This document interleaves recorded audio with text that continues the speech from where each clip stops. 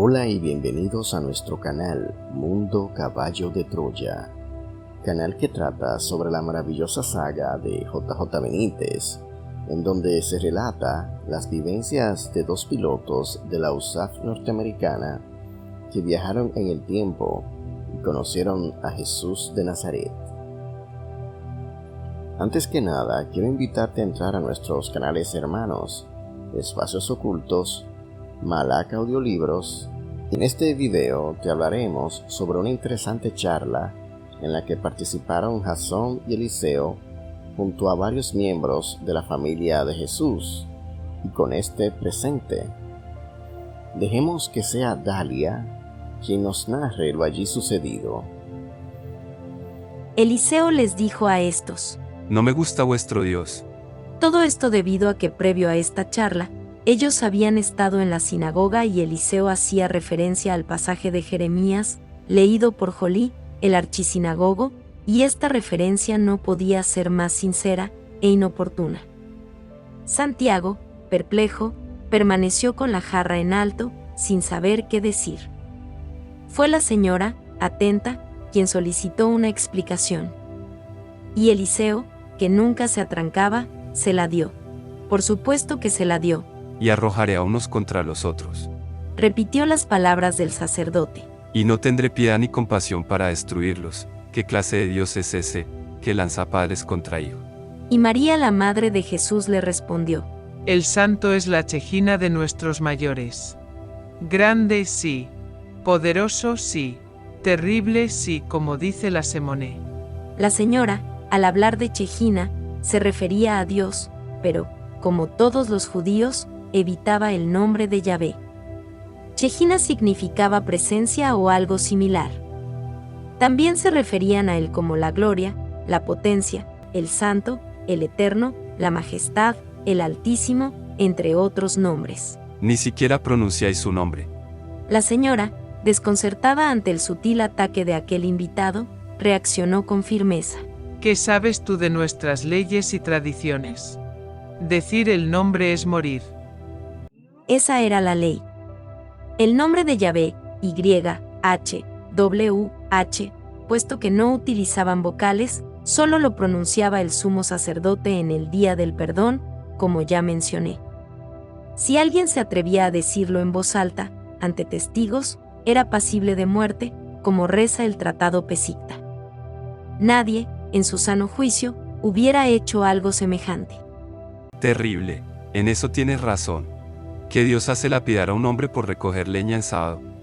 La semonea o plegaria recitada en la sinagoga decía, efectivamente, que Dios era grande, poderoso y terrible. Y Eliseo utilizó el último de los adjetivos, apoyándose, para su certera argumentación, en el libro de Números.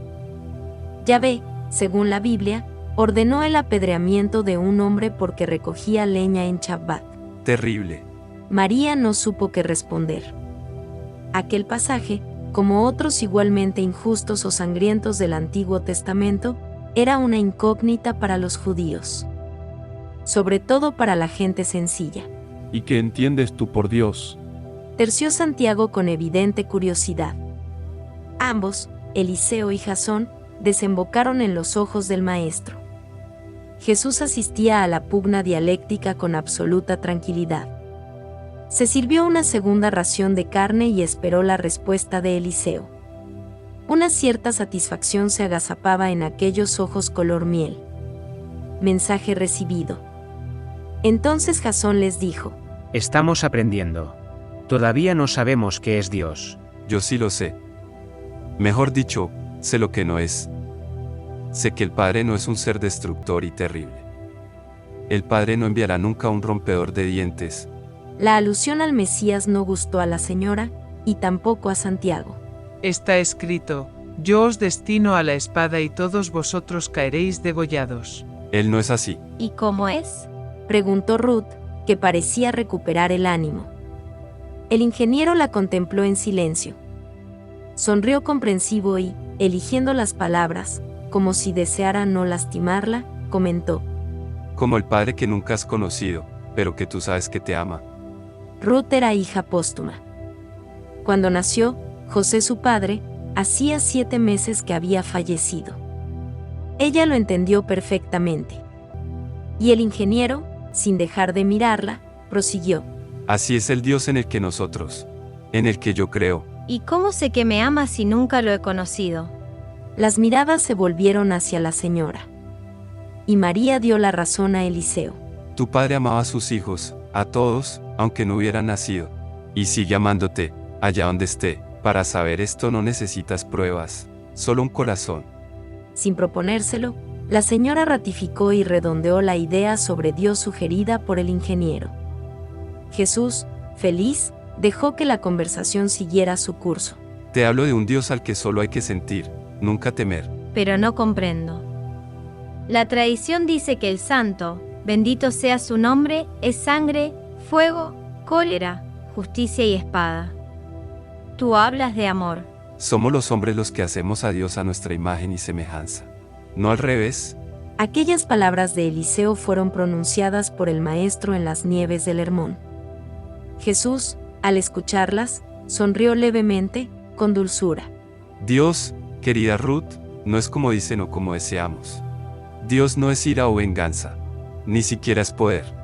Y Eliseo situó la copa en el centro del círculo que formaban los atentos oyentes. ¿Qué ves en el interior? Vino. ¿Qué otra cosa debo ver? Exacto. Pero, mientras observas el vino, ¿puedes ver lo que hay a tu espalda? No, claro que no. Pues bien, Dios sí puede. Jesús asintió con la cabeza. No entiendo, ¿qué quieres decir? Intervino Santiago. Que ese es el problema, no podemos comprender a Dios. Nuestra mente es como el vino que contiene esta copa. Dios sería la ciudad de Nahum. ¿Crees que podrías introducir el pueblo entero en esta pequeña copa? Los ojos de Ruth brillaron. Y durante un tiempo se posaron en los del ingeniero. Mucho más que Nahum. El maestro, al fin, intervino en la conversación, y precisó, rotundo. El Padre es mucho más que Nahum. Dios no es poder. Cortó la señora, que no había olvidado las afirmaciones de Eliseo. Eso es blasfemia. Me he explicado mal. El Padre sí es poder, pero no lo utiliza. No lo necesita. Él es amor. Y tú, como mujer, sabes muy bien que el amor no precisa de la palanca del poder o de la fuerza. Eliseo dejó que rodaran los pensamientos. Después, con entusiasmo, clavando los ojos en Jesús, matizó. Una caricia tiene más eficacia que un ejército. Puede mover la voluntad. El maestro hizo un guiño a Eliseo. ¿Eso es Dios? ¿Ese es tu Dios? ¿Es tu Dios como una mujer? Eliseo no respondió de inmediato. Comprendió que María no podía asimilar sus palabras. ¿Cómo explicarle que sí, que Dios, probablemente, tiene más de mujer que de hombre? Y optó por lo sensato. Se limitó a reafirmarse en lo ya dicho. Mi Dios, nuestro Dios, es un Padre, incapaz de la cólera, de la venganza o de la injusta muerte de un hombre que recogía leña, en sábado. El Eterno, bendito sea su nombre, nos ha elegido entre todas las naciones de la tierra. Somos sus hijos. Él es nuestro Padre, pero nos conduce con vara firme. Era inútil. La señora, como el resto de la comunidad judía de aquel tiempo, aceptaba el concepto de padre, pero en un sentido puramente colectivo.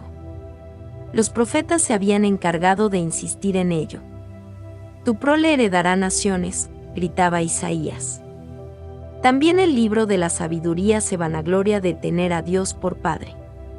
El problema es que ese Abba o padre que defendía el maestro nada tenía que ver con el ojo que ve, el oído que escucha y el libro en el que son registradas todas las obras del hombre, según afirmaba el rabí Yehuda, uno de los compiladores de la Misná.